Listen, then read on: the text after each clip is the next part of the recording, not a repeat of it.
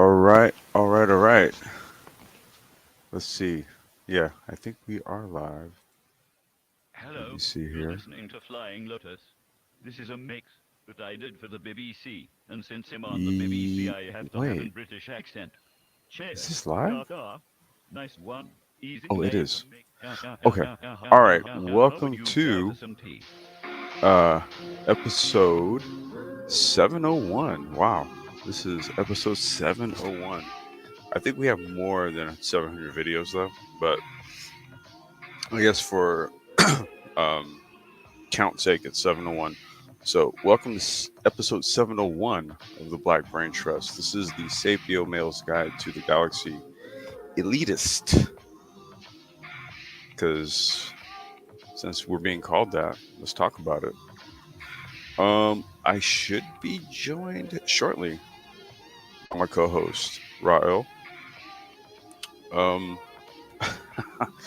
yeah. Um, what we're finding here is that you know, um, things that take place in, let's just say, a oh wait, oh god, I keep doing this, dude. Hold on. Whoa, gosh, hold on. Just do this stuff. I gotta psych myself up, get into this stuff, and then I don't even do something simple like welcome everyone, right? Boom. Got it. It's only customary to welcome everyone. We can also say press. What number are we gonna do? We're gonna do a number that starts with four. We'll do that's random right there. If the sound is okay. All right, customary. You gotta do that because yeah, I'm tripping. All right. So, um, since we are consistently being charged as elitists, we figured why not talk about it, right? Um, if you've ever been like at the top of your class, right? Or like say like you were in school, and you were say like in the top three or the top five, and say like a class of like 25 to 30, right? Okay, you were of the elite. Okay, whether you knew it or not, you were of the elite. Let's just say you ran track and you placed second in, the city championships, regionals or something, first, you got third, you got medals, you got trophies, this, that. Okay. You were of the elite. Okay. You were of the elite. You won a high school basketball championship, you won a league championship, you won something or whatever, right? You were of the elite. If you started a business, um, and it's in a sector where it's not the easiest thing to do, and you gain success, you're of the elite. I think what happens here is we are shamed out of being elite. We're told that that's a bad thing, right? Blaze, appreciate it, man. Thank you. We're told that that's a bad thing, right? You're told that you know the elites do this. Think about this for a second. What does that say to the person? What does that say about the person who says things like the elites? They speak as that they speak as if those are others. But then I have to circle back to the questions that I asked you. Has there ever been a time in your life where you were of the elite at some point? The next question becomes, how did that feel? Felt good, didn't it? Doesn't it feel good to win? Feels even better to be a consistent winner. And when you win consistently, that puts you in an elite class.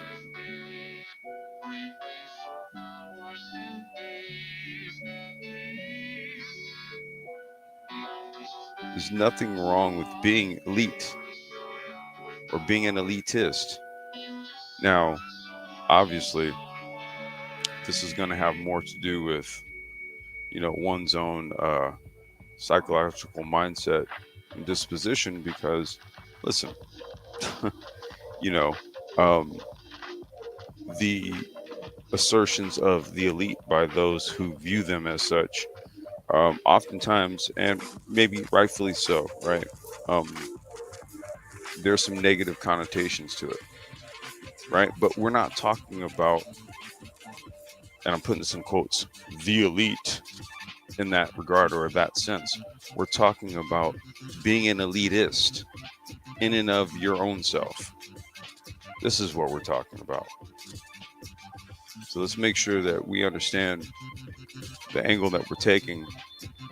Hold on one second. Give me just 1 second.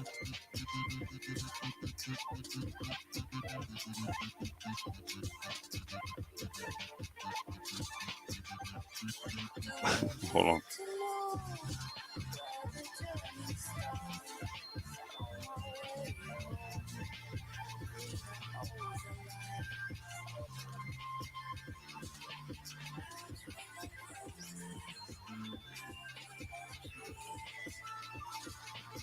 Okay.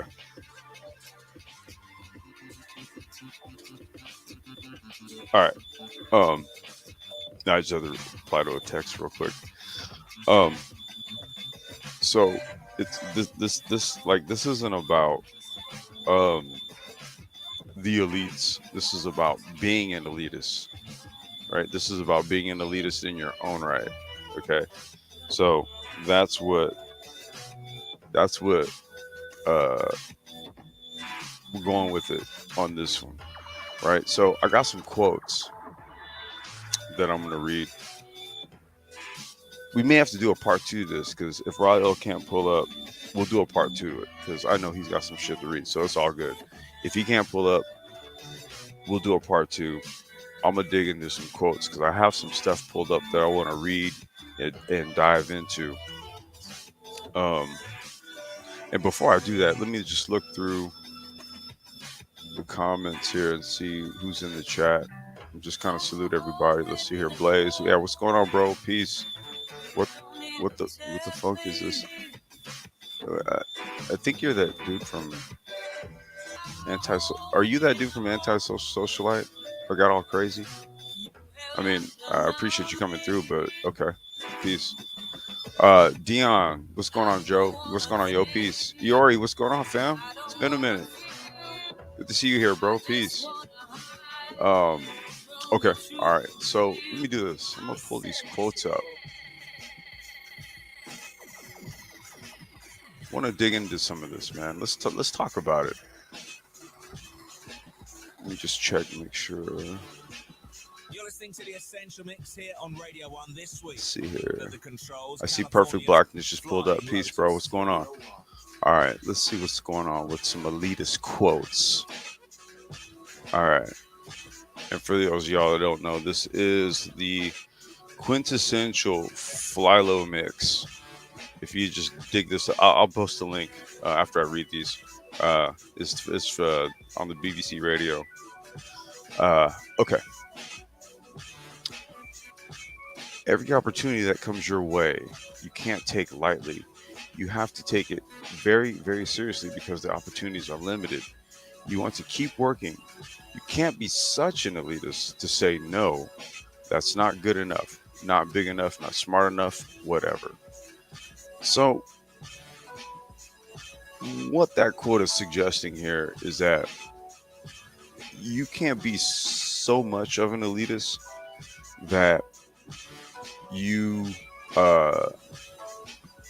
you can't be closed off to possibilities or opportunities.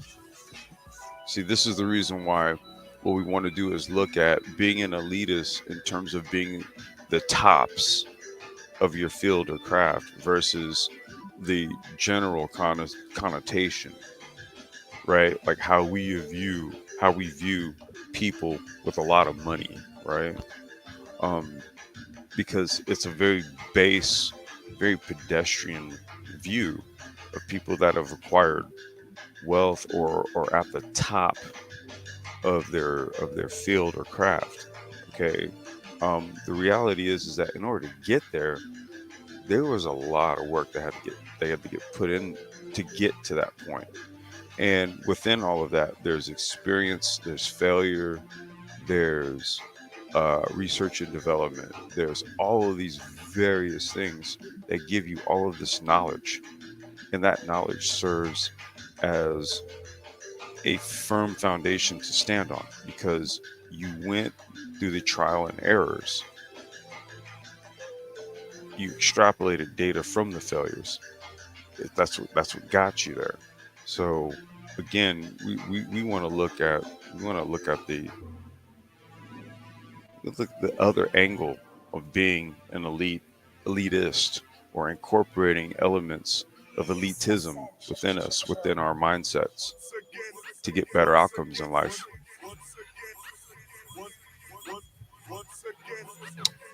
This is from Richard Dawkins. What's wrong with being elitist if you're trying to encourage people to join the elite rather than being exclusive? What was I just saying? There's a perception that elite equals exclusive. No, elite just means that you're at the top of what you do.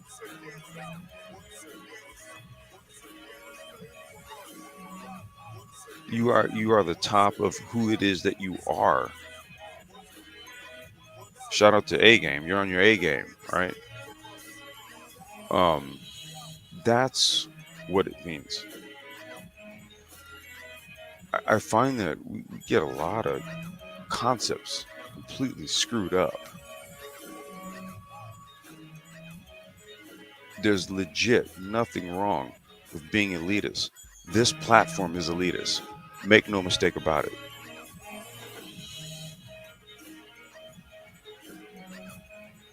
I feel that good food should be a right and not a privilege, and it needs to be without pesticides and herbicides. And everybody deserves this food, and that's not elitist.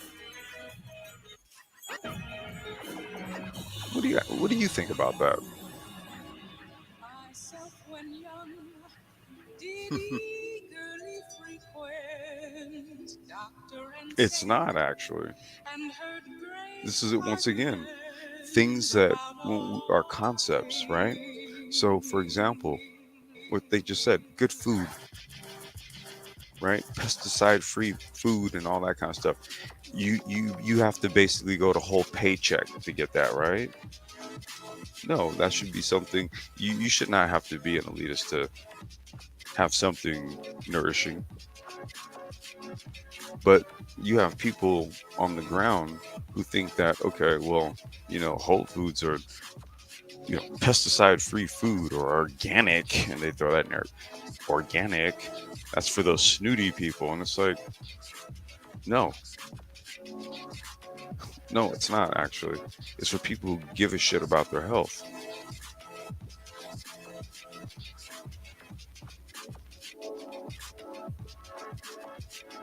The government can become so elitist and concentrate on elitist interests. To help the government, you must constantly hold its attention. Jesus Christ, that was Winnie Mandela.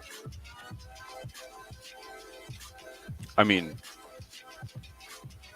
yeah, what do they say? Power corrupts, right? Power corrupts.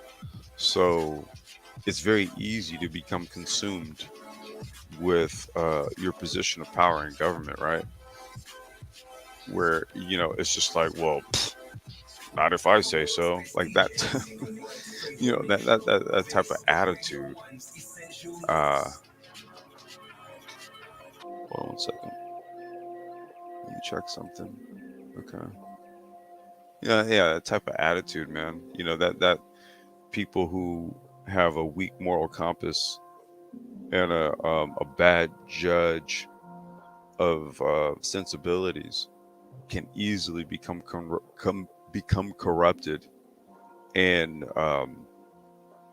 take an elitist position because they have a position within government which equates to power. Let's just say, right? People get the wrong impression about me. They think I'm elitist or I'm conceited or whatever. Oh my God, tell me about it. Shit. But I'm really a good person. I take care of my friends and my family. I'm kind hearted. I'm a better person than a lot of people I'm surrounded by. I'll get chewed up for saying that, but it's true. Goddamn right it is. Trevor Bauer. I know everything about that.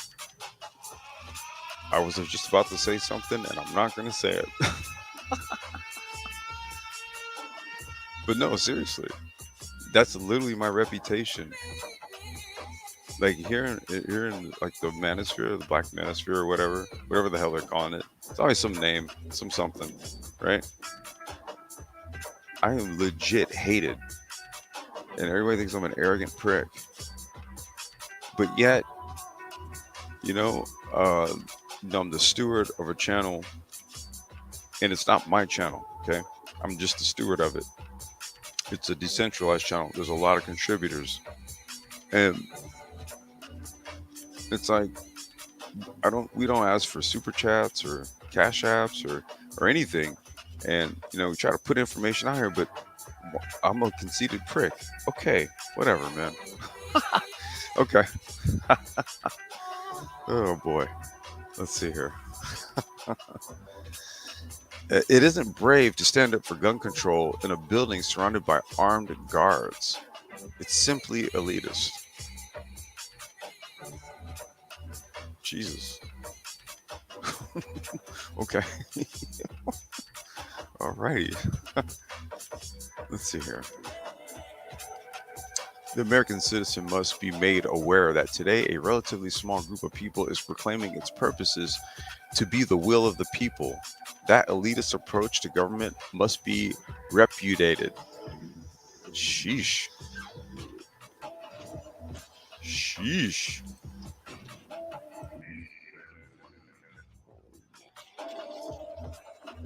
Oh boy. Let's see here.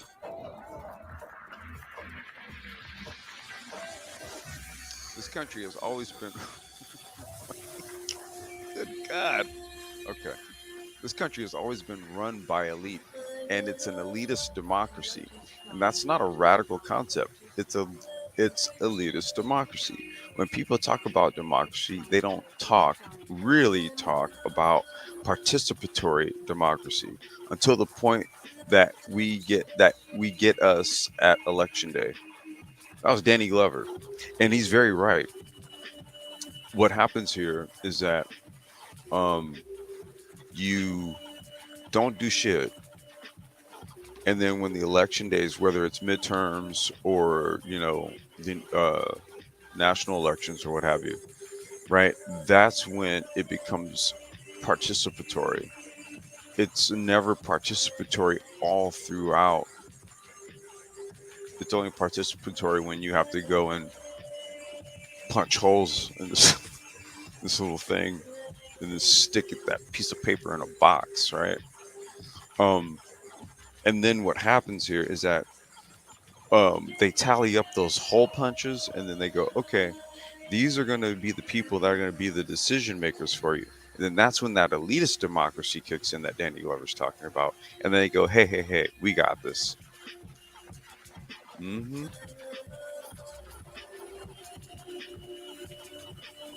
You can't pretend to be witty because wit is dry, subtle, lacerating, cynical, elitist, and risque, all impossible to fake. Humor, on the other hand, is broad, soothing, positive, inclusive, and smutty to make sure everybody gets it. Tell me about it. Pretending to be humorous is easy, and a great many people are doing it. Oh, especially in the manosphere. Aren't they just a whole bucket of chuckles?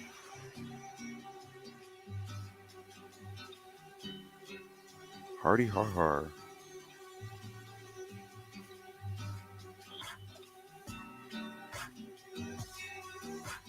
I grew up listening to hits, and if I write something I feel, I think that's pretty mass appeal. I'm not very elitist with music. Love is universal. A great melody is universal. It goes around the world, not just America. A great song can touch the world. That was Diane Warren.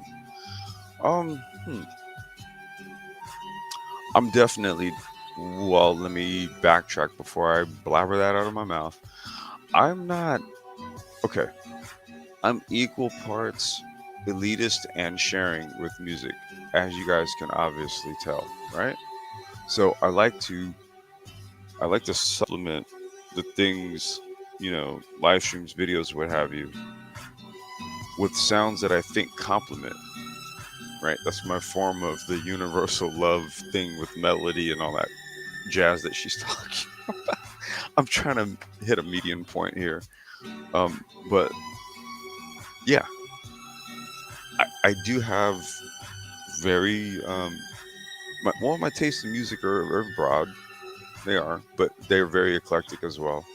So anyway, we're not going to turn this into an elitist music um, conversation. But let's just say that I agree with the sentiment of not being elitist with music in the sense that I like to share music, but at the same time, I am totally a music snob. Don't get it fucked up. All right. In a gallery, there's an expectation of high prices and a somewhat elitist atmosphere. If you go into our e-bike shop in Northridge, you'll get that.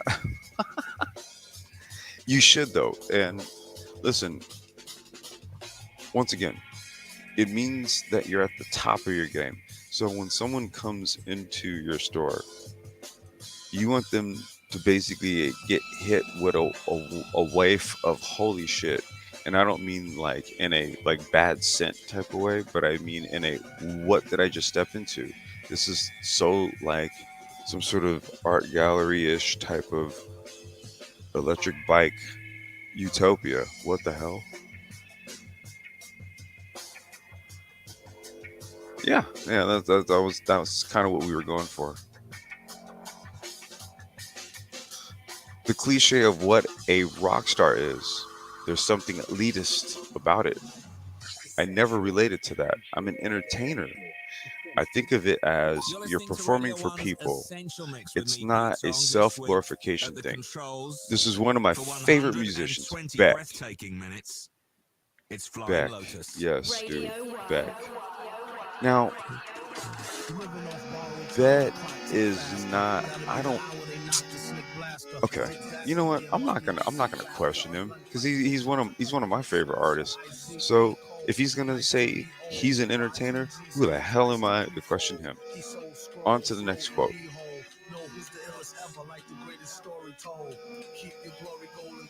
I've not wanted to intimidate audiences. I've not wanted my dancing to be an elitist form. That doesn't mean I haven't wanted it to be excellent. I don't know who Twyla Tharp is, but let's dig into that quote. I have not wanted to intimidate audiences. See,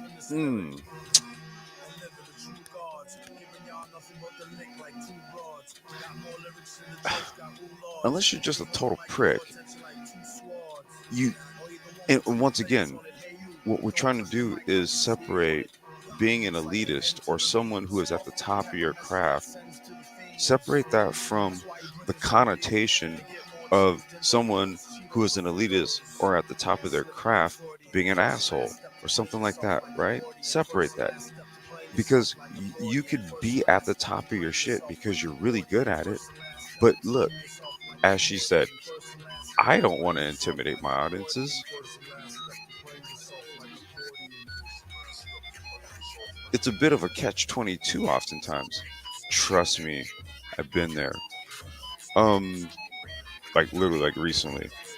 Um, okay, you do what you're naturally good at, but you don't want people to then hate you for it, right? So what do you do? Questions.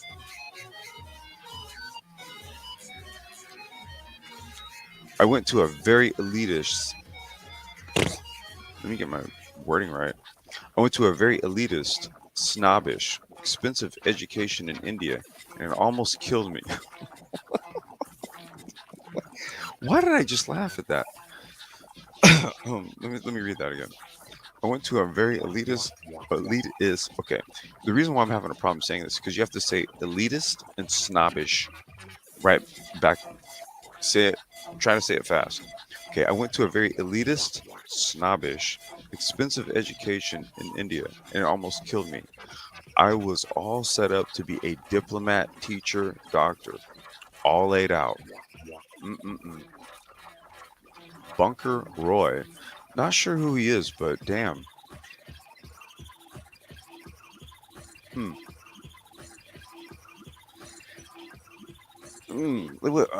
Something's jumping out about this quote. Give me a second.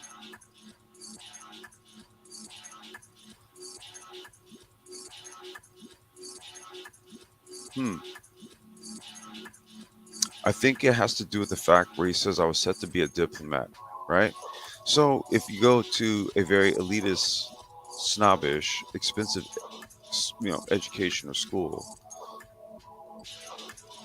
and then because of this, you're set to be like a diplomat or like a position in government. That kind of references some of those previous quotes, right? About elitism in government. Hmm.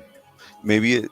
Ooh, I don't want to say maybe. Don't majority of your politicians and decision makers, not only in government but like also in like all of the different agencies, right, that work within the government, like FBI, CIA, and all of them. Those are all like Yale and Harvard guys. They call them skull and bones. Wait, let me take my tinfoil hat off. Put it right over there. Okay. um, I look at my own party and I see that we've taken this. Oh shit! Wait, let me get it together. I look at my own. I look at my own party and I see that we've taken this technocratic, academic, elitist, liberal class philosophy as far as it can go, and we got our butts kicked. And I don't know what else to do other than get involved myself. Oh God, I'm laughing so hard. Let me go through that again.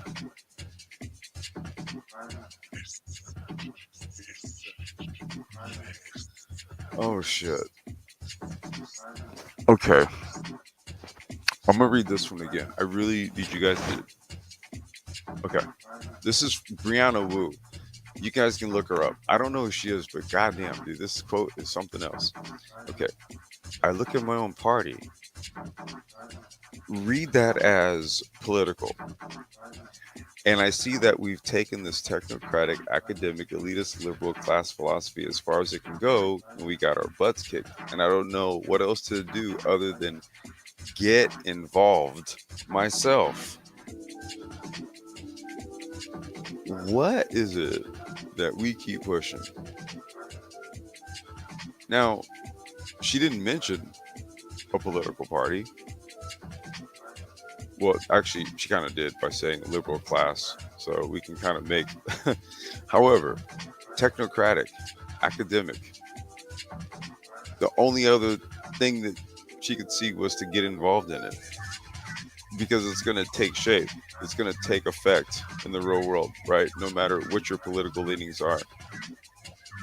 The only thing you could do at a certain point, get your hands in it, get involved in it yourself.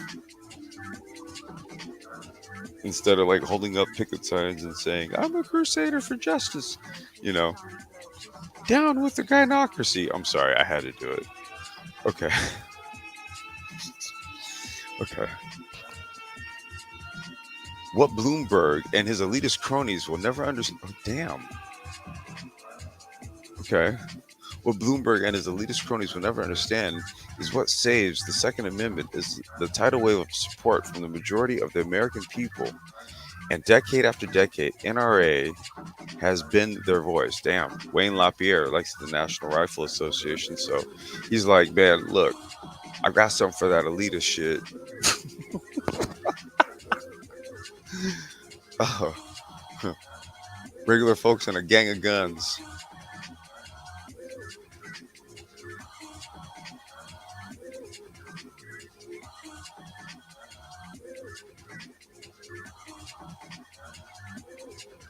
The art house is an elitist idea.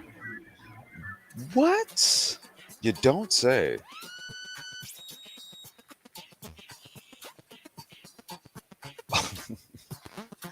You know, never mind. I got some. I don't know if it was criticism. I'm not really sure what it was about the thumbnails that I use. You guys don't have a problem with them, do you? I mean, I like art.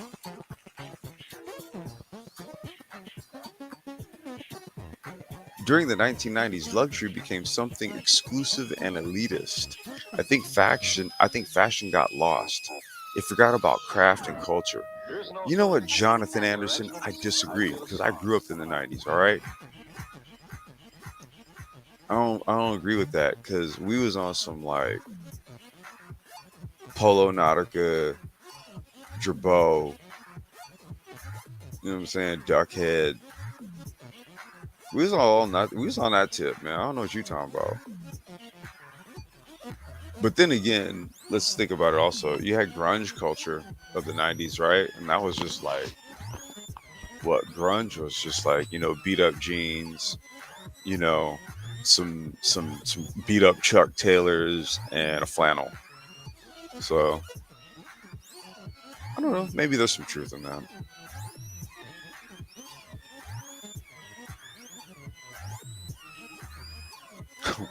Writing opera off as intrinsically elitist is absurd. I agree. I actually agree with that. It's a form of music and performance that I don't think you necessarily have to be quote unquote elite to partake in. I listen to classical a lot.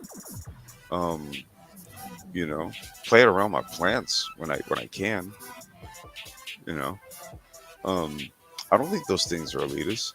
I think I think those are well okay, if you were to and this is kind of how I view music, right? So music kind of matches my mood, right? I can kind of go anywhere with it, right? I could be on some rock shit one day because I don't know, maybe because it's hot outside or something. I have no idea. Um, but then again, maybe I really do need to like sit down and like type something out that's gonna take me some time. Then I'll put on like something jazz based or classical or something. What it does is kind of slow the brain waves down a little bit so I can just be okay with sitting there typing, right? And then let's say if I'm like wrenching on some shit, then yeah, it's more like hardcore, like drum and bass or rock or something like that. And then when I'm on some just kick it, chill type stuff, it might just be like, some beat tape shit, hip hop shit, you know, or some house shit. Okay, because I house dance, so I do that for exercise, right? So I don't think what I'm trying to illustrate here is that you can have a wide range and a palette of musical tastes, and really, it's not an elitist thing if opera is a part of that palette.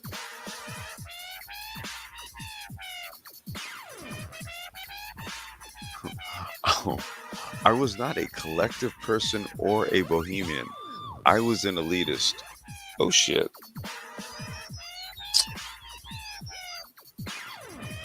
Hand raised guilty. Look, uh, the circle of cats I roll with is not like a huge collective. It is really small.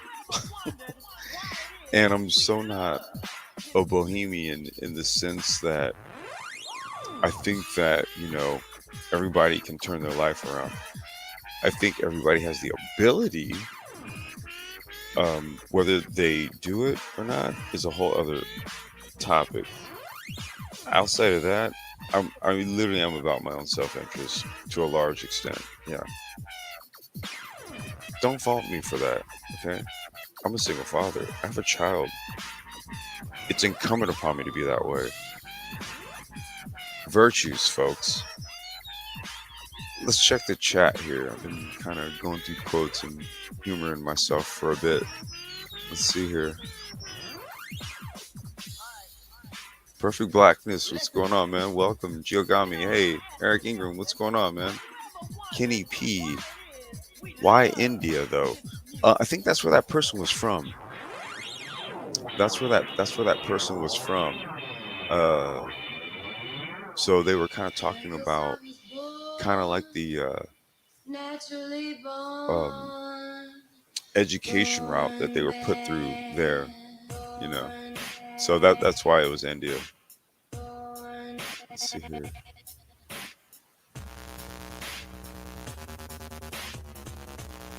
Well, you say nothing, Dion. You said there's nothing wrong with self-interest. You should say. Here's what you should say. What the hell? No, not right now. What you should say is there's everything right with self-interest. Make it an affirmative and like an affirmation. There's nothing wrong with self-interest. What you do is you get into an like position where you pinch your middle finger and your thumbs together and you close your eyes. You go, there's nothing wrong with wait, no, I'm sorry. You go, everything is right with self-interest. Or what did I say? How did it go? Whatever. You get what I'm saying?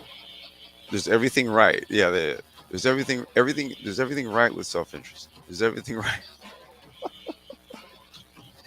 Oh shit, I'm totally humoring myself. All right, let's get back to these quotes. All right. Life in cyberspace is often conducted in primitive frontier conditions. Oh fuck, tell me about it. But it is a life which, at its best, is more egalitarian than elitist and more decentralized and hierarchical. It serves individuals and communities, not mass audiences, bullshit, and it's extraordinarily multifaceted in the purposes to which it is put. Ooh, I don't know when Mitch Kapoor, that's his name. I don't know when he said this, because nowadays through algorithms, oh no, bro, I don't know. Mm, there is very much a hierarchy. Let's just say even in the Black Manosphere. Ulysses, get out of there. Get the fuck out of there. Okay, I'll get out of there. All right, that was me talking to myself. People get very trapped where they are. When they hear fashion, they get intimidated, particularly at the upper end because it's so elitist. Vera Wang. You know what? As a guy, listen, I like stuff that fits and looks nice on me, but and this is in quotes, I'm not a fashion guy like that, right? I just like nice stuff that looks good on me, right? But I don't go ape shit over fashion. So that being said, dude, people that are on the upper end of fashion, yeah, that is kind of some elitist shit. I can't really peg it one way or the other because I'd be like, whoa, dude, that's just a lot for clothes. But all right, but that's just my introvert ass, right? So, um, yeah, I kind of agree with that one. All right, let's see here. It's a little hard not to be an elitist when you're making millions.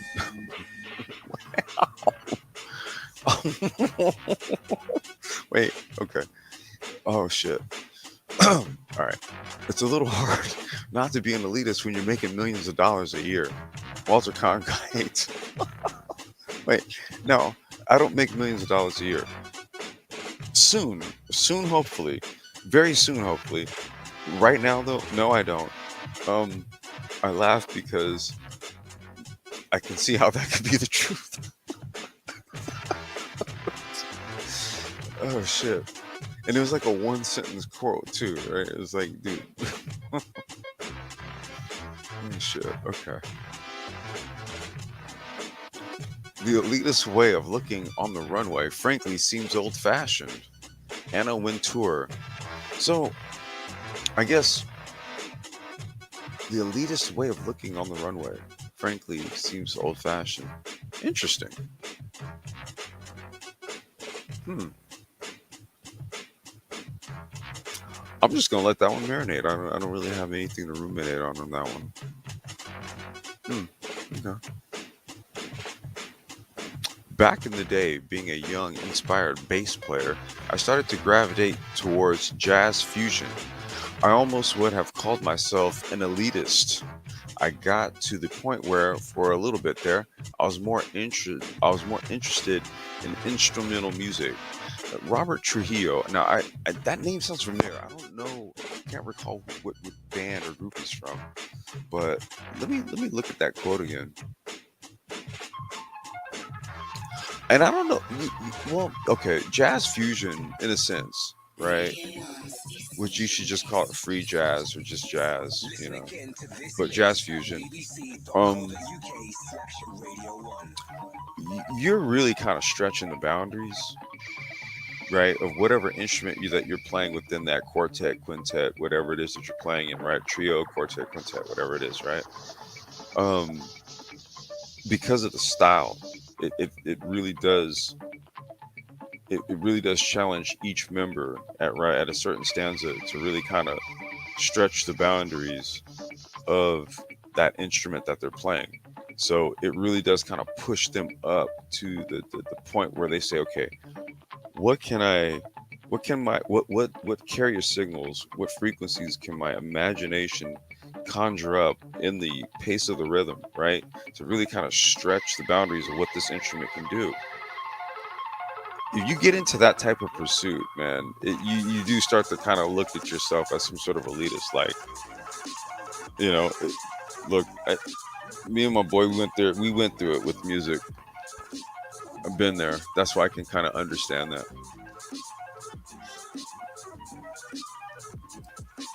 Only in the Orwellian world of doublespeak employed by President Barack Obama and billionaire elitist Michael Bloomberg would nonsense be held as common sense. Holy shit. Good God. Now remember, earlier I was talking about there's elitist or elitism as a practice, right? But for oneself, right? So that whatever venue you operate in, you're at the top of your game, being an elitist in your field, right?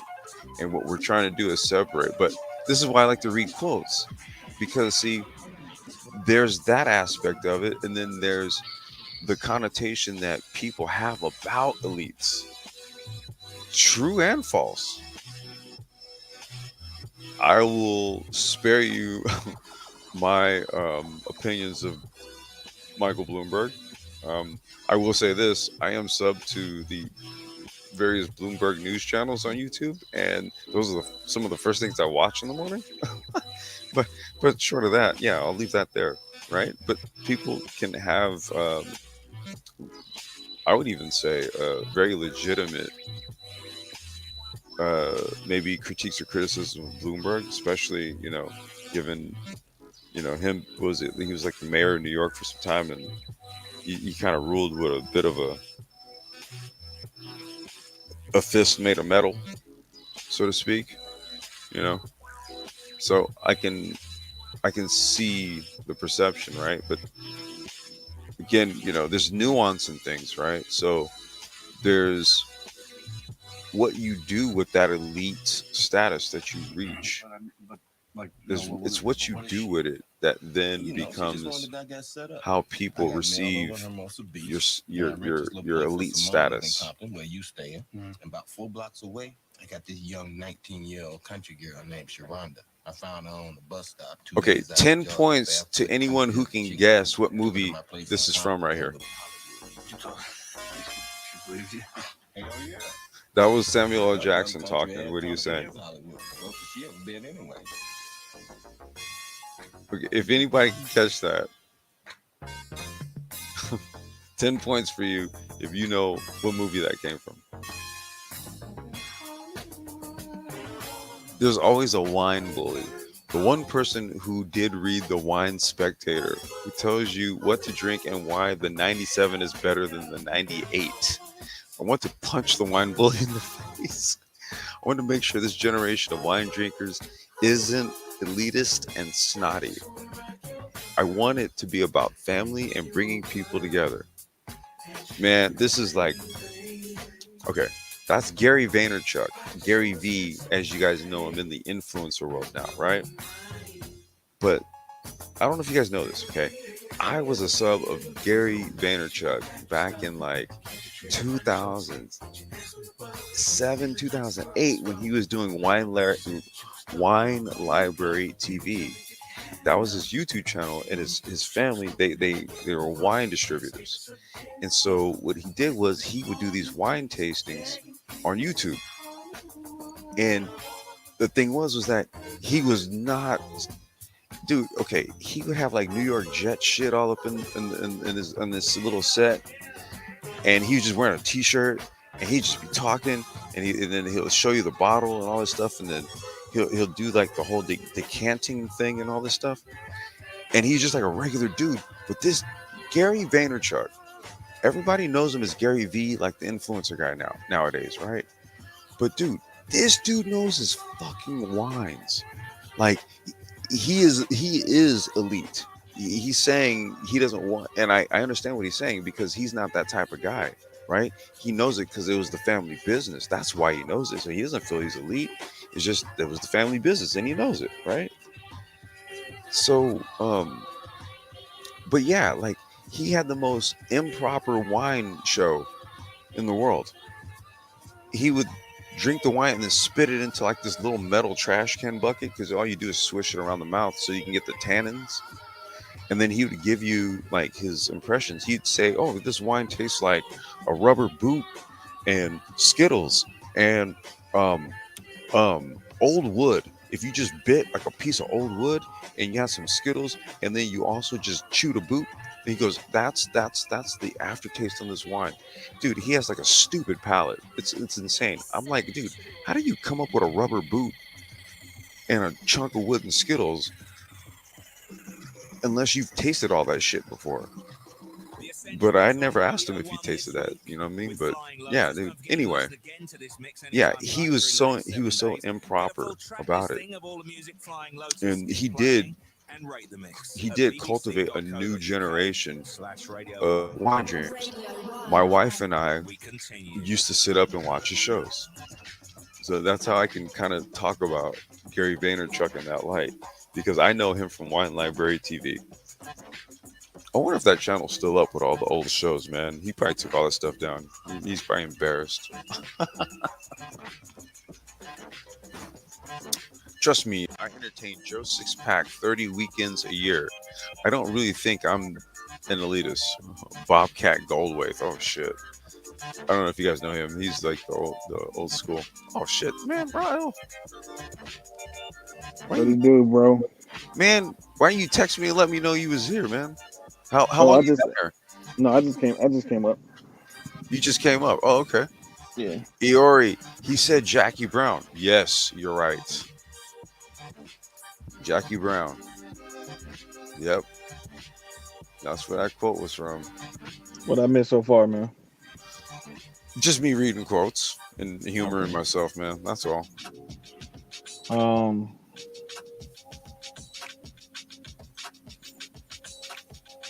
Well,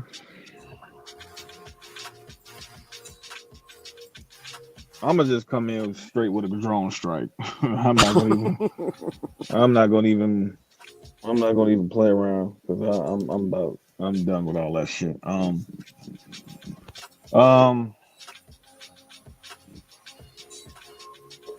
You know, I want especially the men to listen up to this and listen up to this very closely. You've been had.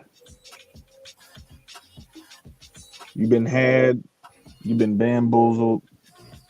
You've been hoodwinked. Mhm.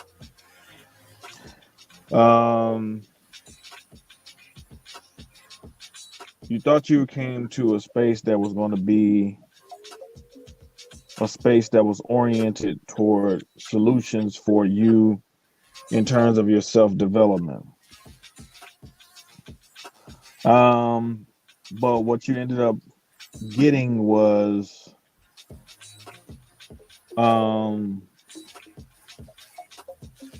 BLM in a black male's face. You have had people operating under the guise of helping black men, bamboozle you and waste your time, while obfuscating and obscuring the fact that that's not really what they're about at all.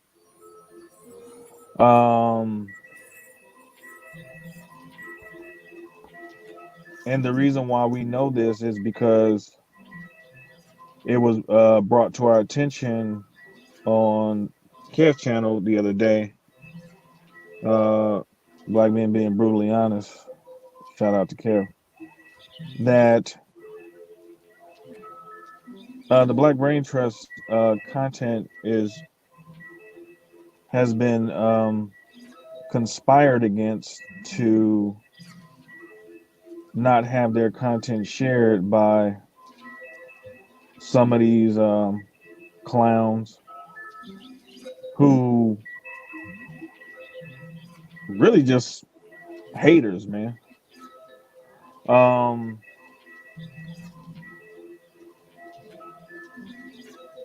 of the first things that you will recognize when you're in business,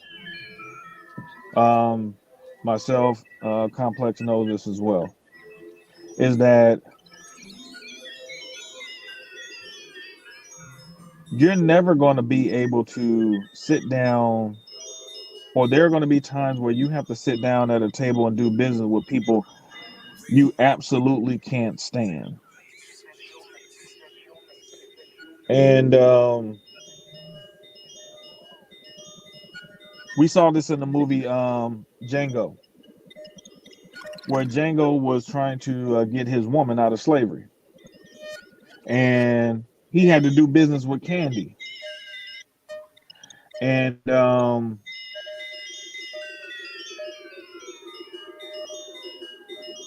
he played the game to get what he needed to get. And he ultimately accomplished his mission. So the point is that if your mindset as it relates to business is I'm only going to sit at the table with people that I like, you're never going to be successful at business at all. Now, if the argument is used against the Black Brain Trust, and this is very critical, if the argument is used against the Black Brain Trust by black males that Negroes in this space do not like the members of the Black Brain Trust because they're elitists,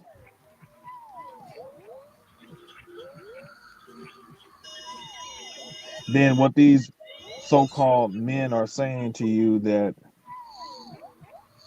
they are against the idea of black men being elite.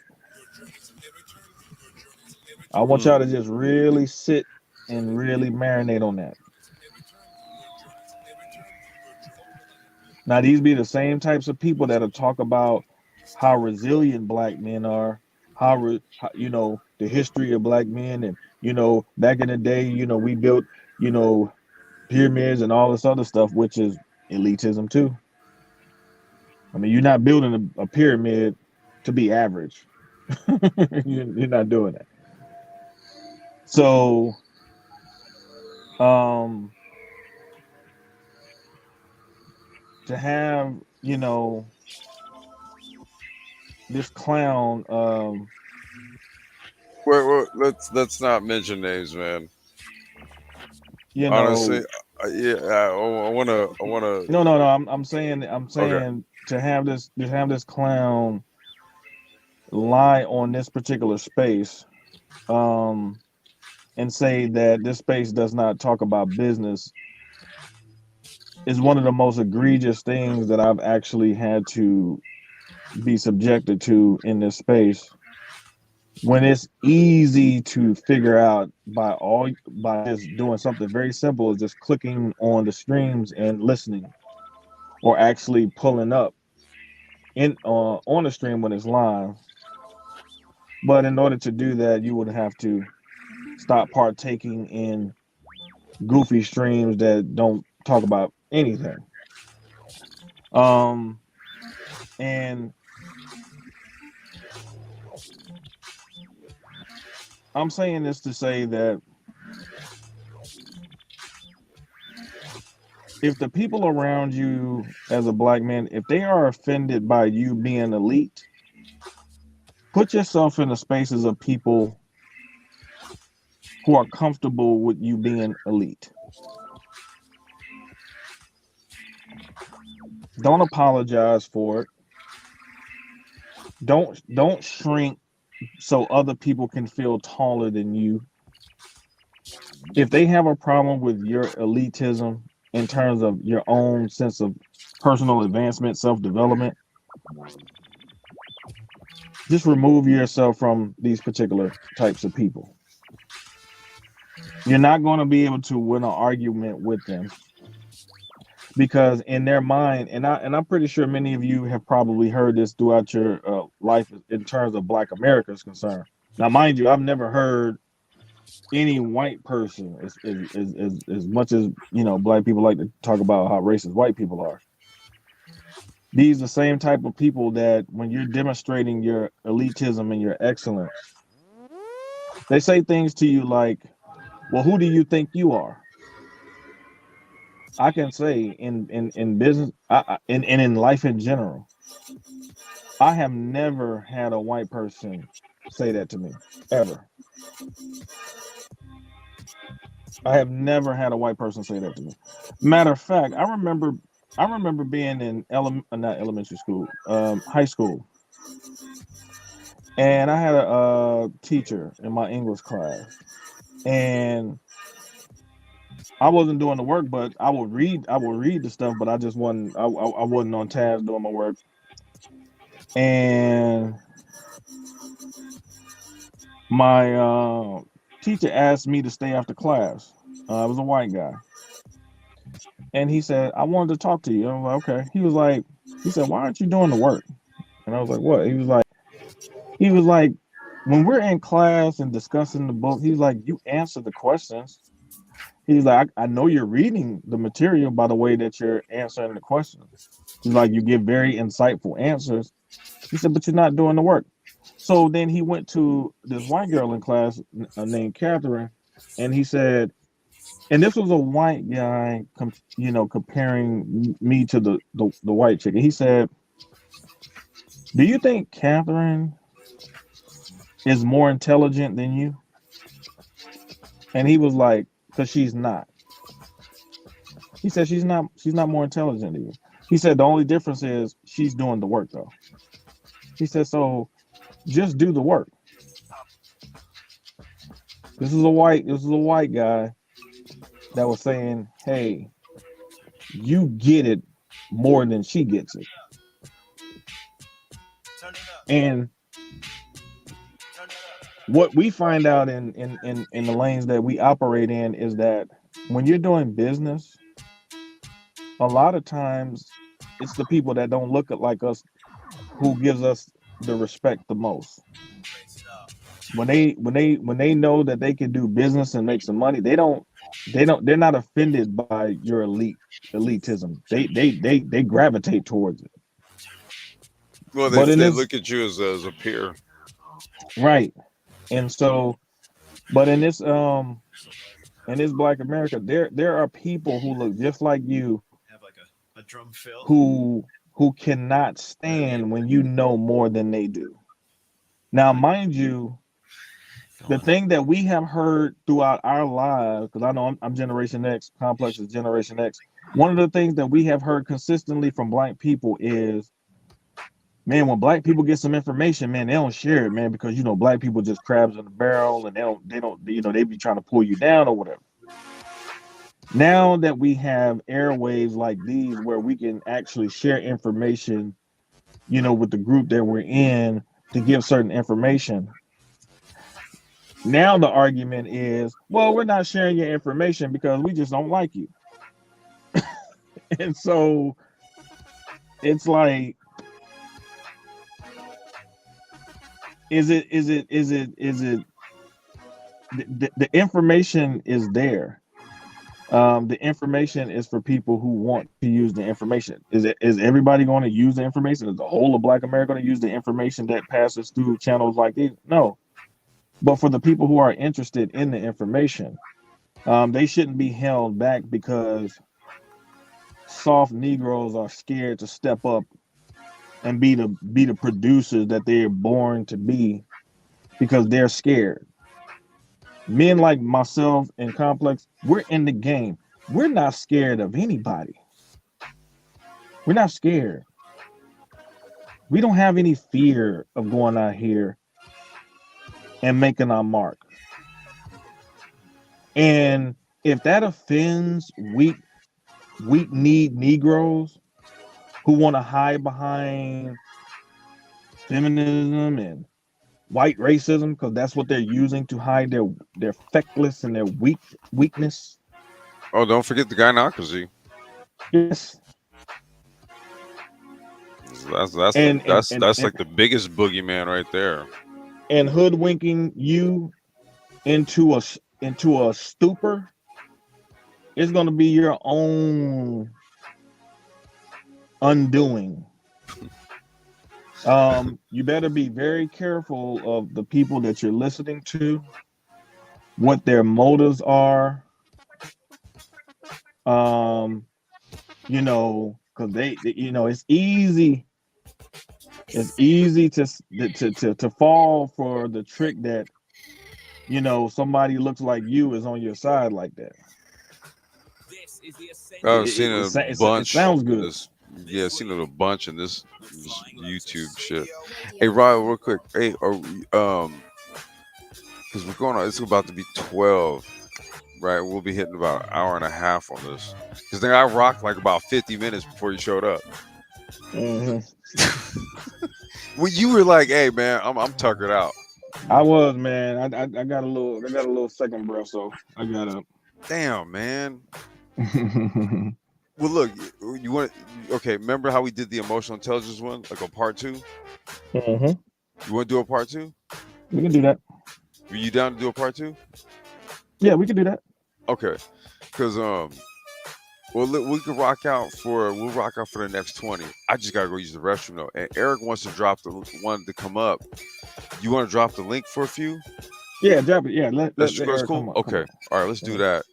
And then we'll rock for a little bit more, and then we'll spark it back up. Because man, I'm just listening to you, man. Because I went like 50 minutes, dude, like by myself.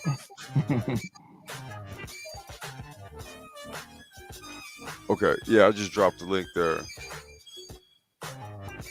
Okay, come on up, Eric.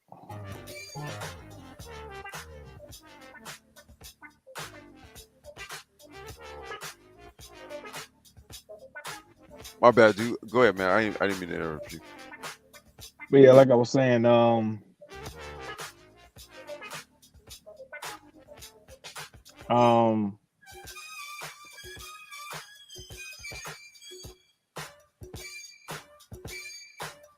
we need to be much more serious minded.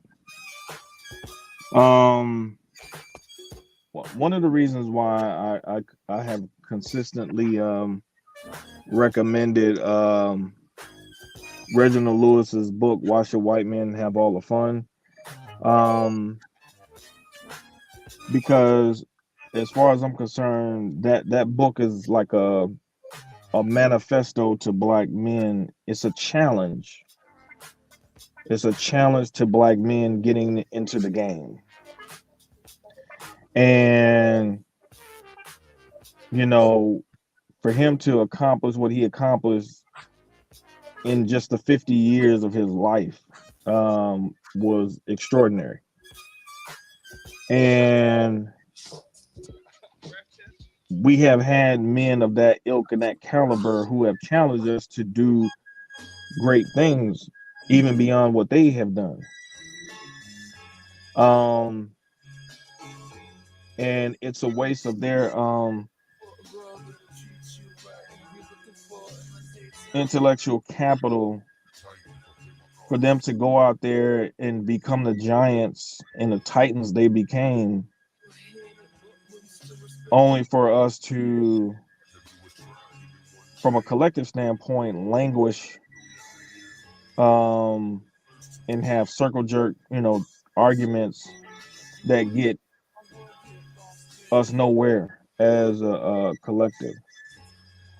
This is one of the best times to be alive. Number one, the access to information that you have alone. I mean, we're talking about 100 years ago. Most of the society was illiterate. And so for you to be in an environment where information, practical information that you can use to build and be productive is plentiful, and you have so much apathy out here, it's purposely done to you. And a lot of this is purposely done to you by people who are older than you, who wasted their lives away.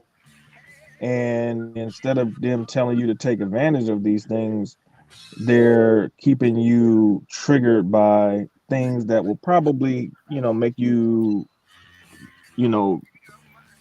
send you back to some trauma in your young childhood or something like that. That just keeps you held back and prevents you from actually moving beyond those experiences and just looking at those experiences as learning experiences, and moving beyond that and actually being successful. I have seen people who have been in orphanages who become billionaires. There's a TV show called The Prophet, Yeah. Marcus Lemonis. Yeah, The Love this Prophet. show. Yeah. I love this show. And he had a season where he went back to the orphanage that he was placed in, because he thought at first he was Syrian, but he ended up finding out, he thought he was Lebanese, but he ended up finding out he was actually Syrian. And he what he realized was that during that time his mom ended up getting pregnant, and in that part of the world, getting pregnant without being married, like that's a no-no. So they put him in the orphanage, and he ended up getting adopted by some Lebanese people from America, and they brought him to the United States. And just seeing him go through that experience of going back to where he came from, was a really good thing to see, because he came full circle. You saw his experience. He was just like, yo, I could have been in, I could have not gotten adopted. It could have been a whole different type of situation. But he didn't, sit and waste his life away, on some like, man, my parents didn't want me type stuff. Like, he made something of himself, and so, I just implore, many of you men, like, really take a step back, man, and look at the content, man, that you're consuming. This is a very valuable space here. Man, these brothers, man, put a lot of work in. Salute to Complex, Mike B, Dollar Will, Lionel, Sure, all the everybody other in the men go. who have contributed, all the men who have contributed to this channel. Really appreciate this space, man, because this is a genuine space, man. Brothers over here are doing some great things behind the scenes. It's an honor for me to be, connected to them. And as far as I'm concerned, best channel in the space as far as I'm concerned, because of what it's delivering and what it's allowing Black men to do by getting engaged with this content and utilizing the information that they can use so they can progress in life. Because the more Black men that we can get on the trajectory of actually being productive, the less excuses anybody can make about Black men out here. And it just makes it easier for us to get some things done because we got more brothers we can work with. What's going on, Eric? Hey, what's happening? Hey, listen, man. I'm going to tell you something. Who I think, feel, and believe are the bravest elitists to ever walk this earth. Okay? Now I'm going into the spiritual realm, and I'm talking about the prophets of God. They've gone through hell. History proves it. History writes about it. Okay? Moses went through hell. Moses went through hell, and Moses eventually said to the Egyptians, who he was sent to as a child, right? As far as the biblical history is concerned, right? In order that his life be spared. He grew up. He saw the Egyptians treated the Israelites, and eventually he said, what? Pharaoh, let my people go, right? He simply said that. When the Pharaoh said, hell no, what happened? Moses got his people released. Now, the problem is that the Israelites during that time, okay, they made it to the promised land, but Moses did not. Why? Because earlier, before Moses was given the mantle of prophethood by the Most High, he was accused of murder. He murdered a man in order to defend the life of a friend. Okay, so Moses' shadow never cast inside the promised land he led the Israelites to, right? And the Israelites eventually spread out and they went their own way anyway. But the point I'm making is this. He was buried in a mountain overlooking the promised land. Yeah. Now think about it as this, okay? Moses coming forward to Christ, coming forward to Prophet Muhammad, peace be upon him, okay? Coming forward to Baha'u'llah, prophet out of Persia, okay? 19th century, mid-19th century Persia, okay? All these people and people before them, even before Moses, went through hell on earth. But you know what they did? They brought what they believed to be revelation from God with their chest all day, every day. And were they elitists? Hell yeah. The most famous elitists the world has ever known. You hear what I'm saying? There are books and books and books, volumes and volumes and volumes written about these people. Okay? So as far as elitism is concerned, I have no problem with it when elitism has a purpose. Okay? When that purpose is to build your character, to make yourself and the world you live in a little bit better while you living here, okay, before you check out of here. You get what I'm saying? Mm-hmm. Because in the end, that's what it's all about, right? It's about progression, the right? definition of it, even I have it in the description here. Mhm. Right here it says a person who believes that a society or system should be led by an elite. Yeah.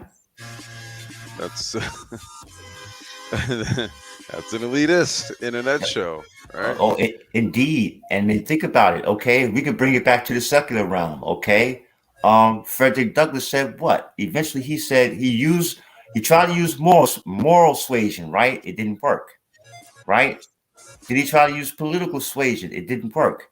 And then eventually what did Frederick Douglass say? Okay, motherfuckers, the ballot or the bullet. What you want? Bring it, right? Well, people respond to different so to speak, right? Or they respond to different I guess you can say consequences. Some people don't necessarily have to be coaxed into doing something right at the point of a gun. Right. It could be just a simple request, right? Or just a yeah, pleasant request, or at the hand of a gun, right? Like there's a whole spectrum, you Yeah. know. It But depends on how far you have to go, though, right? To well, get I what you're mean, pushing for. yeah, ideally, and this is where I was kind of like, early on, I was trying to preface it like, okay, well, there's being an elitist in terms of just being at the top of your craft, right? So I Right. was saying, for example, like, when you were in high school, and let's say you ran track, and you used to medal all the time. Okay, you were of the elite of the group if you kept winning all the time. Okay, does that then somehow make you a bad person? No, it just means that you are of the top. That's all it means.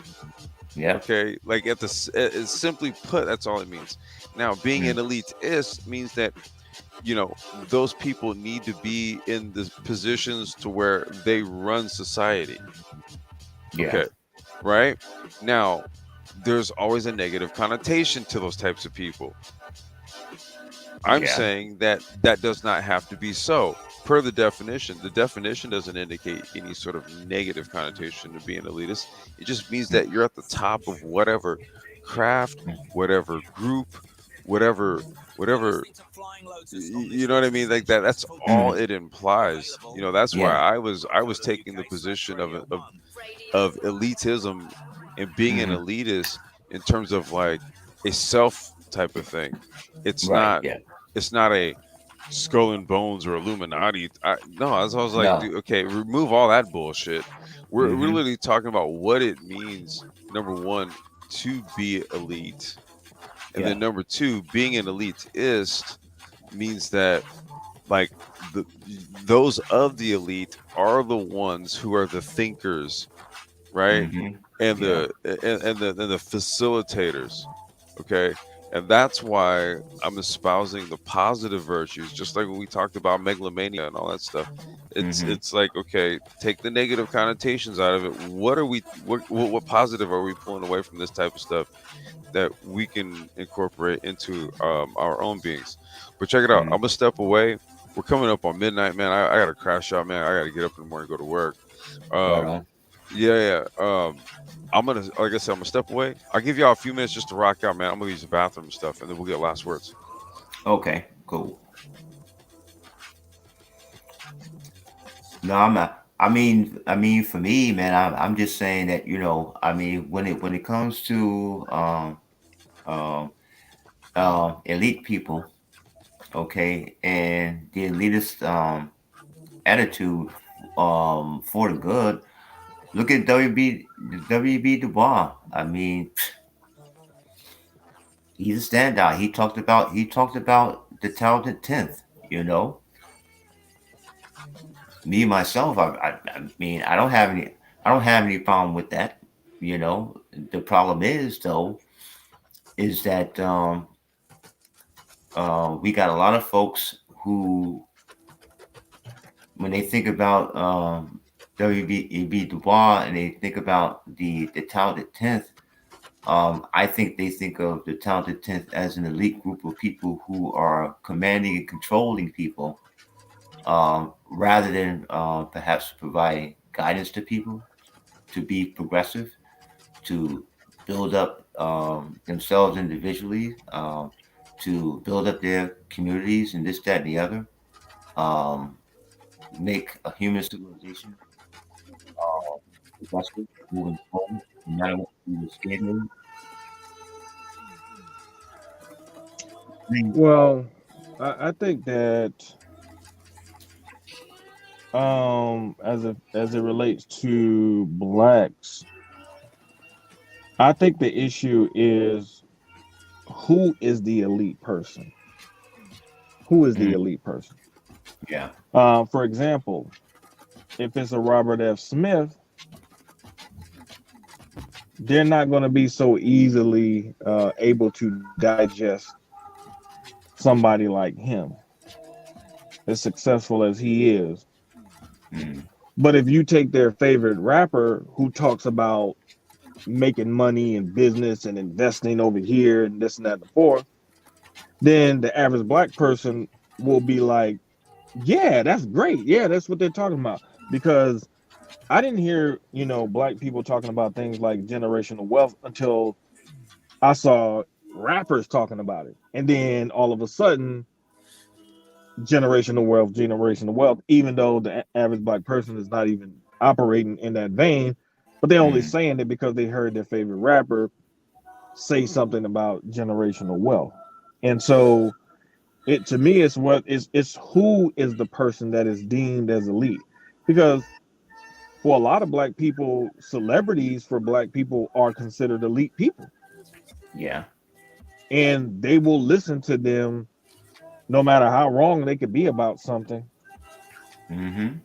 just because they value celebrity culture. They don't value culture in terms of that's slow moving. Okay, go over here, get your education. Okay, go to school. All right, get this, start a business, this and that, and the fourth. Like that's Right. typically how most people are going to make their money. Celebrity culture, athletes, and things like that. That's just a small. Even in that world, those that world. Even when you talk about the entertainment business, Mm-hmm. sports, those things are ran by elite business people. Still, Mm-hmm. Yeah. But you know but what most though? people are caught up in the celebrity. Most people are caught up in the celebrity of the people who actually are giving you the product in terms of the Mm-hmm. entertainment aspect. They don't understand that the people who are running the actual organization in the business, like they have top lawyers, they have top accountants, they have Yeah. top financial advisors advising them, because Only the they are best. actually, yeah, they are actually in it for the long term. Whereas most people, their attention span is only going so far as the entertainment aspect. Like even when you look at somebody like a Beyonce, for example, most Mm-hmm. most females are just going to look at her just for the entertainment. They're going to see the finished product. They're not going to see all the 20-hour work days that she put in practicing and choreographing her Mm-hmm. her Performances and performance. stuff. So Yeah. The way right, Janet so Jackson they're used to not do they before her.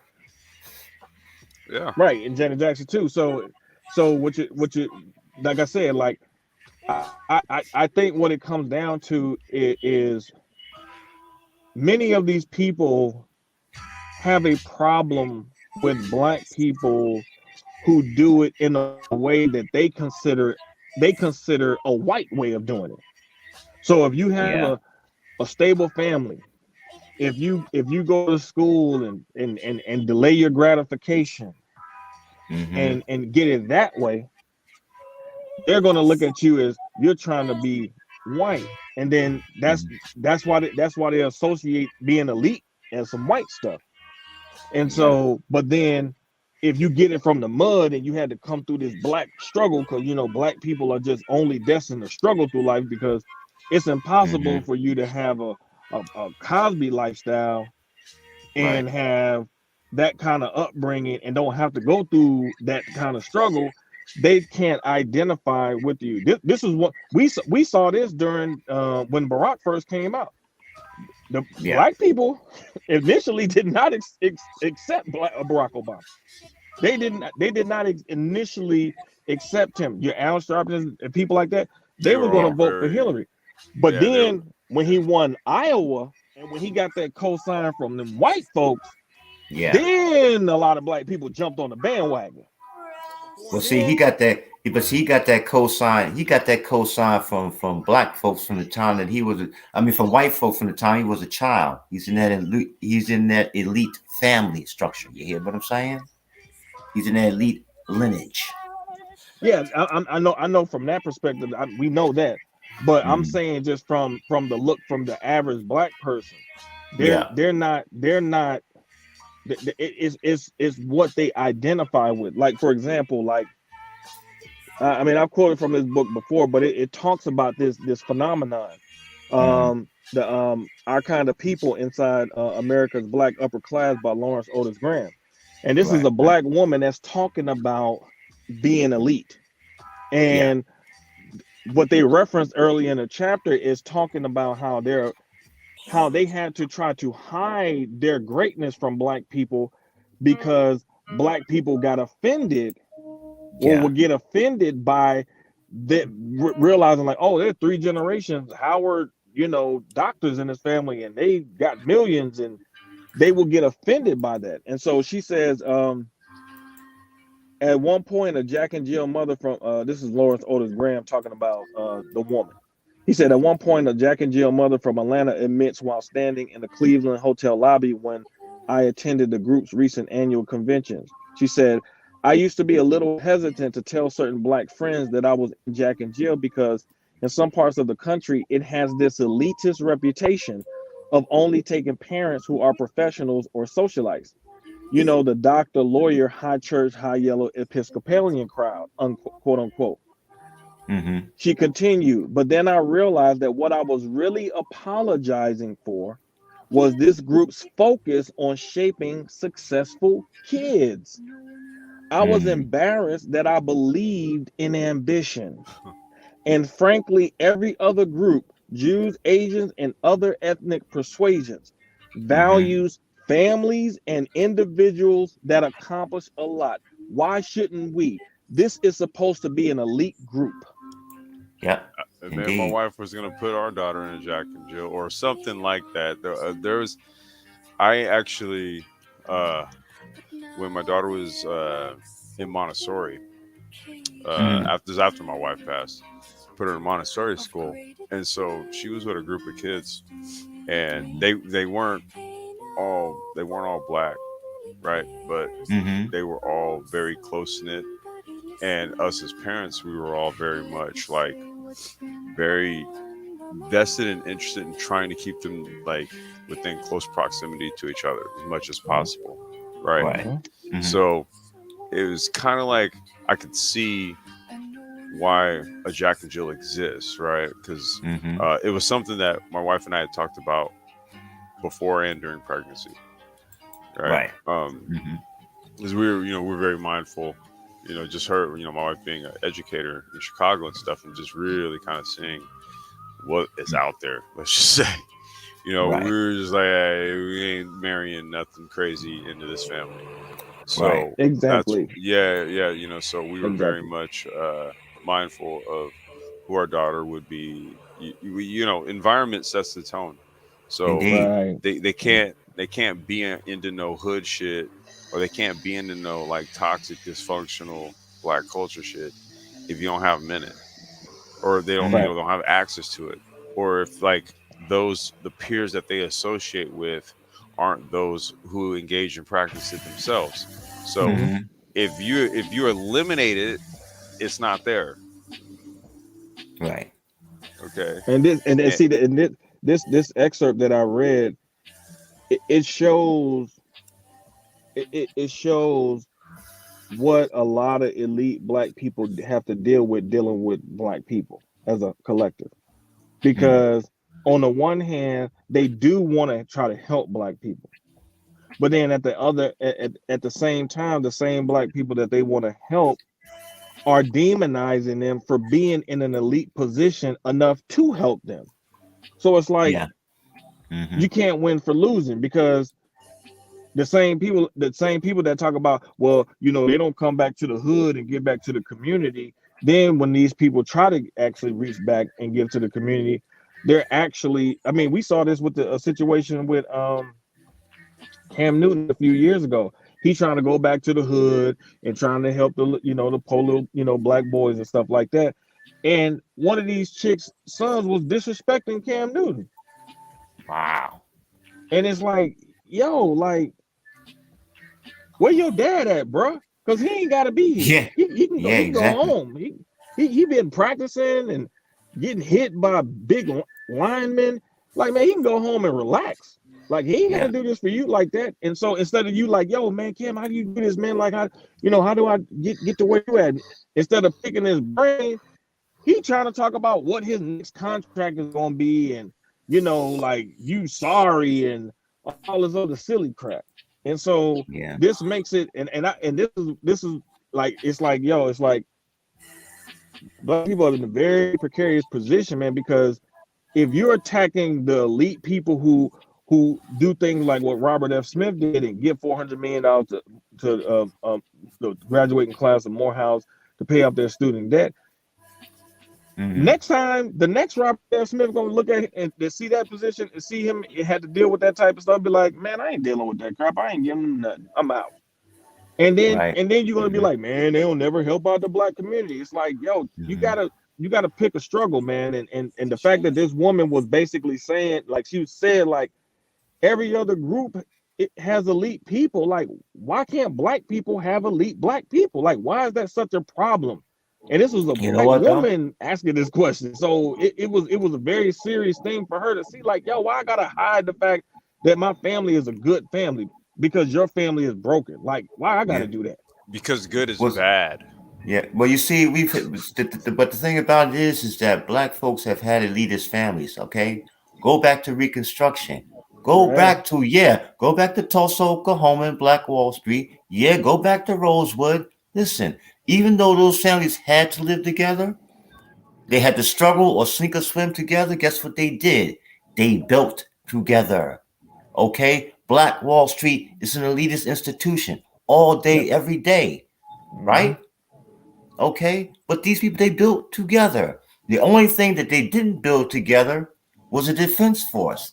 Because once you start building like that, I'm sorry, you got to be able to have the beans, the bullets, and the intelligence on the bad guys who's going to want to take you down, because you have to be able to defend yourself. You got to be able to defend it. And they didn't have that during those times. You know? So they couldn't defend themselves in Tulsa, Oklahoma, and Rosewood, and all these places. Okay? You know what I'm saying? But at the same time, think about it. Now, if you want to talk about military elitists, well, very easy. Tuskegee Airmen. You want to talk about black elitists fighting during the wars, okay? The Harlem Hellfighters. Okay? I can go on, and I'm sure you all can go on in more depth than I can go into it, you know? So, well, I mean, yeah. Oh, I'm sorry, go ahead. Yeah, so we've always had this, okay? But, you know, everything is about, it's like it was said before. You all just said, it's all about, oh, black people got to get it from the mud. Damn it, we've been getting it from the mud. Right. All the damn time. We just built it from, what we did, though, right? We went from the mud to marble. That's all. Right. You know? Right. And certain people, groups of people built themselves up. Right, because they get on the code and they follow that code and they execute it and they create those feedback loops where money is generated, and then they use that money as leverage to compound over time to build wealth. It's boring and it's slow moving, but it works over time. The problem with these people is that they want the instant gratification. The reason why they have a problem with these types of elite blacks is that they don't want to put in the work to get to that point, not realizing that if you pull together like other black people, when black people started banks back in I think from 1886 to 1934, 134 black-owned banks came into existence. Black people were starting banks out their homes. Until they could get property and then house it in their property. 23 years after chattel slavery, black people were building banks. Black people are the people who came up with the lottery game. Like, you can't tell me that's not elite. That's to come up with that game. I mean, that's some elite stuff, man. So you talking about numbers. You talking about numbers. That's what I was just about to say. As grimy as numbers may seem, numbers made money.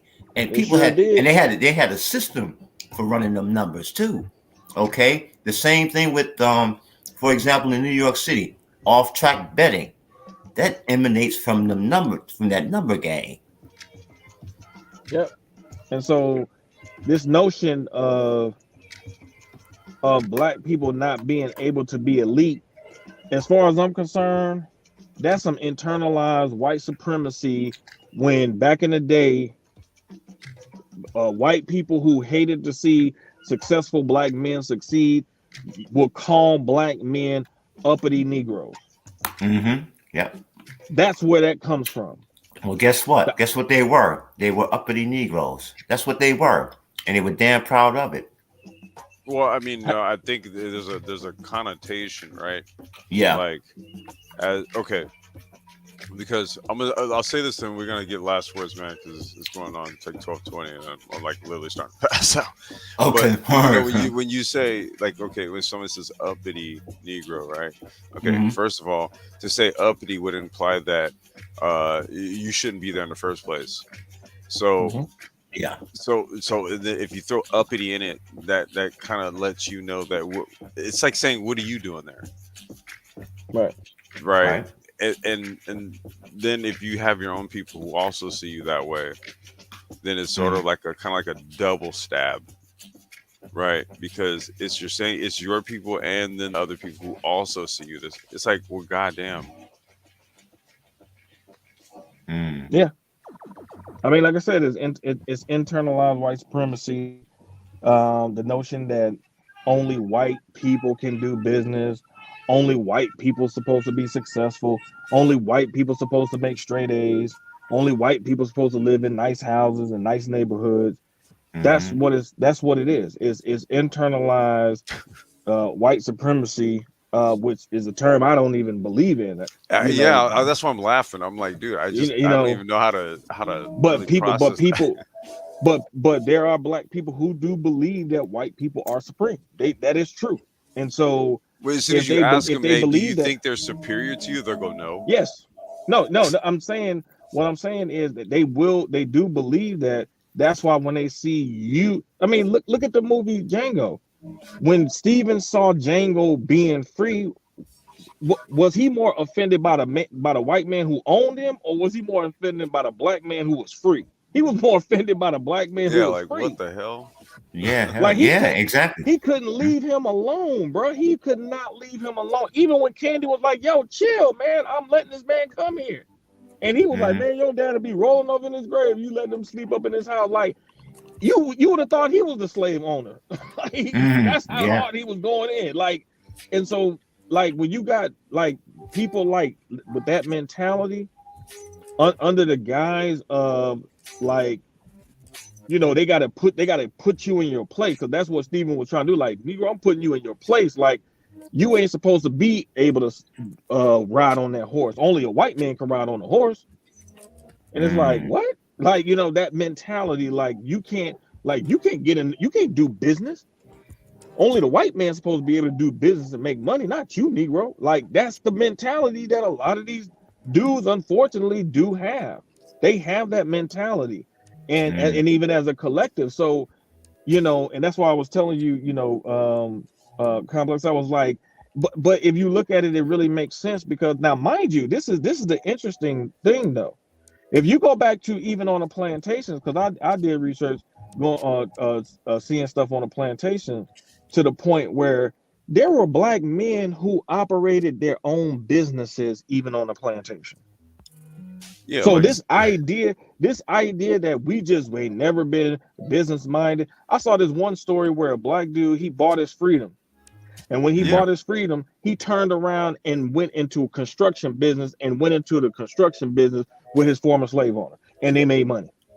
I'm talking about dude was used to be on the plantation up under this dude, and then turned around and did business with him. Well, because he knew that's where the money was. He knew where he can do business and make money. The only difference is what? On one hand, he was an enslaved man. Okay, he bought his freedom. Once he bought his freedom, hey, that was it. Okay, they on the same level as far as seeing each other as men doing business together. What I mean, because what's the plantation owner going to say? If he's got integrity, he's not going to say to this man, "Okay, you bought your freedom, but I still won't do business with you." Nah, that's bullshit. They're about business and about money. Okay, and that's what that exchange was about. Once you buy your freedom, okay, and you got this idea, we can make money together. Let's make that money. Well, no, I think the idea was more that if you were going to be removed from a situation of slavery and then had to Yeah. be free, Mm-hmm. more than likely, large portions of your sustenance would be reliant upon, like, the plantation owners, for example. Yeah. Right. So Mhm. I think it was out of necessity. I don't think it was really out of like a money making scheme, like, yo, let's get this bread. Right. Yeah. I think it had more to do with the fact that the plantation owners and, like, you know, your business people of the time Right. were those people, right? They were white people. Yeah. Indeed. Okay, Yeah. see, so you really, if you were going to be free as a black man and you were going to do business, and let's just say you were going to, like, you know, practice some level of resource extraction from their hands to, say, like, your own community's hands, right? Right. You're going to have to start somewhere. And Exactly. you know, it's no different Exactly. than if you, Yeah. you know, like, even now, it's like, okay, if I want to get something made, I got to go to the Chinese to do it.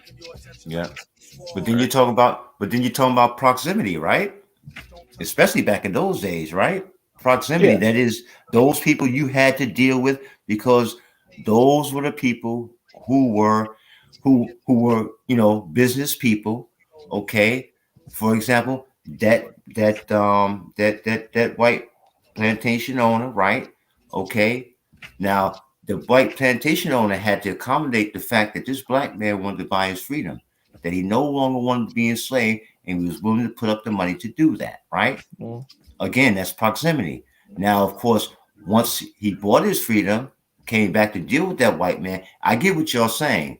It's proximity. You got to deal with the people who are in those positions, the business of power, to do business with you. They're the business elite at the time, and you got to deal with that. I get it. You know what I'm saying? But if you think about the end product of that, though, again, by proximity, they did make money together, right? They did build a construction Well, no, I don't company think they together, made right? money together. Making money together would imply they're partners, and what actually happened was that one was providing a service. Okay, all right, yeah. Right. If you make money, that's why I was like, well, let's make sure we kind of understand this right. They Mhm. weren't like, yo, we're going, yeah, I got my freedom now. We business partners. Yo, let's get this. And I was like, no, it wasn't quite like that. It was more. No. I was saying it in the vein, whereas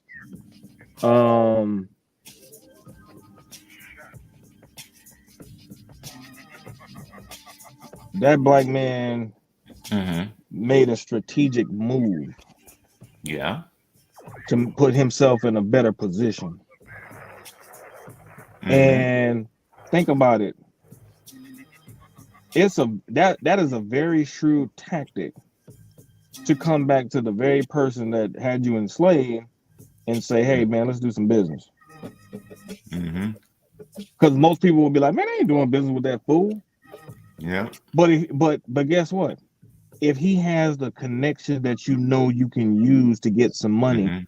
that will be the smart move. That's we see about it on- because he has the network, and we you see know, and you're already experienced with that network because you worked in that network. So at that point, it's not emotional. It's like, yo, Mhm. I need to do some business to make some money, and I need to survive. So Yep. what I'm saying is that, and I'll just use that as an example. Like I was more saying that black men have always had the ingenuity to do business. Period.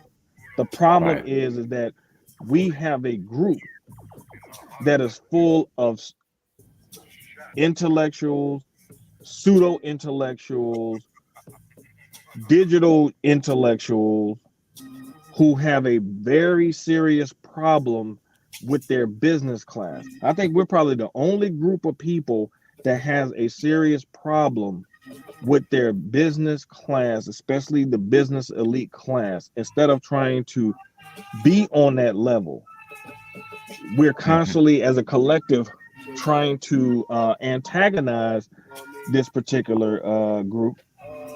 We seen it with the Cosby situation. That's Yeah. constantly trying to antagonize this particular group. You go back to the days of Booker T. Washington, you saw the same type of thing. So I this yeah. issue has not been put to bed, and Mm-hmm. so the experiences that this particular channel has had in this particular space is right in line with that overall historical experience that has been there. And like I said, we saw with Booker T and people like Du Bois and his issues with Yeah. Garvey. So Mhm. we know that it's there. It's just Mhm. that at some point it's going to have to go one way or the other, because it's just too much of this back and forth is preventing actually men, from actually coming together. Because I'm not one of these people that's saying like we got to work with every black man that exists. I know that's not real. But when you Right. have people who are actively stifling that ability for certain types of black men to coalesce and come together, like, look, if y'all want to be over there and y'all want to talk about silly stuff and be goofy and all that, hey, have at it. Mhm. But there are men in these spaces who are much more serious minded, who do contribute to the space, who shouldn't have people conspiring against them to not have their information proliferated just because they're offended that these men speak with conviction and confidence, because they just actually know what they're talking about. Like their Yeah. competence is offending you when you be the Yeah. first one to talk about how racist some white people are by not recognizing black people's intelligence. Makes no sense. Yeah, man. Yeah. Hey, well, let's do this, man. Let's get last words, man. We We're good. gonna That was check my on last. up That out was of my here. last word. That was your Okay. last words, Eric. What you got on it, bro? I just want to say this, man. And this is, I read this description. This is what I believe. All those in unity are right. All those in disunity are wrong. That's it. Short and succinct. Yeah. I would say that again, I don't see anything wrong with having an elitist mindset. I really don't. There's like I said, there's what it means to be of the elite or be an elite in your venue or your given craft, right? Mhm. And then there's the notion of the idea of elitist, right? In terms of Right. like what others project.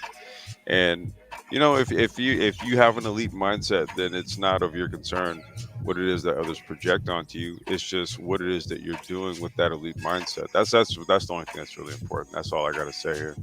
But hey man, look, I appreciate y'all coming up, man, for the chop up, man. Mhm.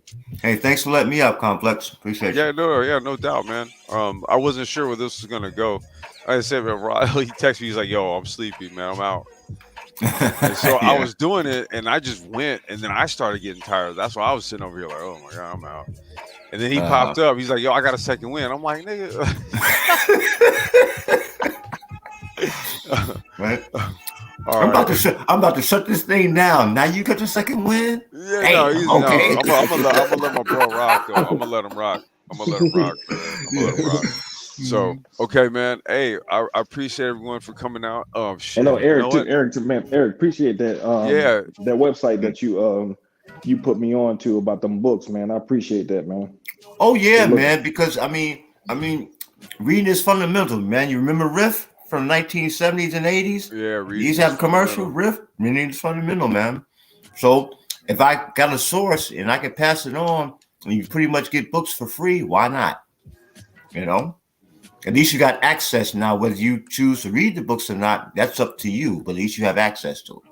That was my point. It's another site of that I have in my arsenal that I could pull from. So I appreciated it. I definitely do. Right on, right on. All right.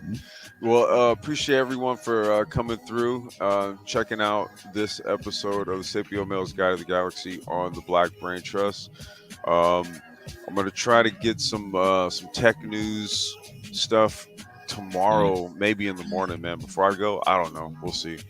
But def on the weekends, we'll be hitting you guys with a few live streams. So like this and share it. And we will be back on the next one. Peace. Peace.